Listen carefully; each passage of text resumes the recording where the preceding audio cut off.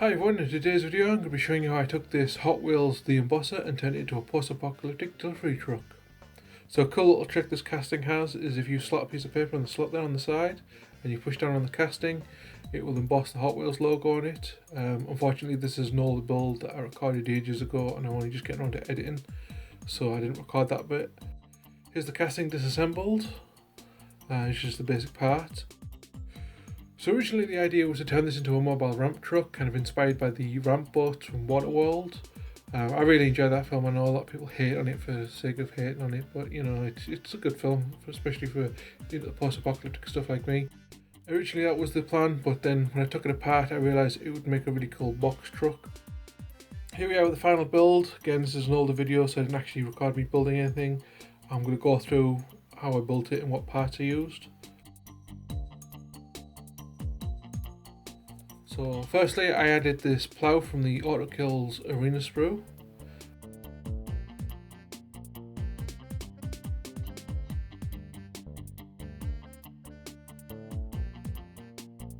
And then armoured up the cab just using some styrene sheet.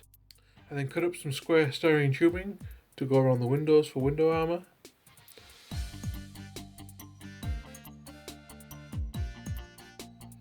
Following this, I added a turret from the Autokill Fatboy sprue. Sadly the barrel for the turret got broken at some point, so I had to remake a new one using some round styrene tubing and some square styrene tubing as the muzzle.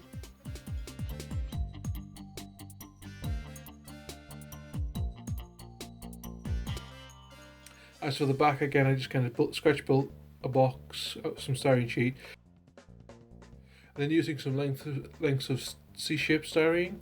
I just kind of made the detail, you know, how like all the bars and stuff, just kind of give it some more detail instead of just being a complete flat plain box.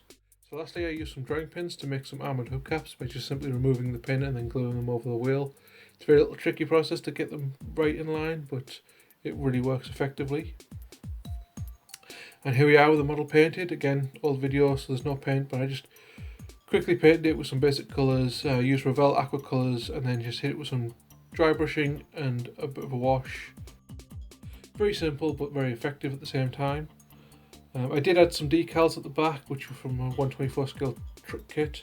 The rear ones do actually work well, but unfortunately the graffiti one, the wash kind of caught up and built up around it and it kind of ruins the look.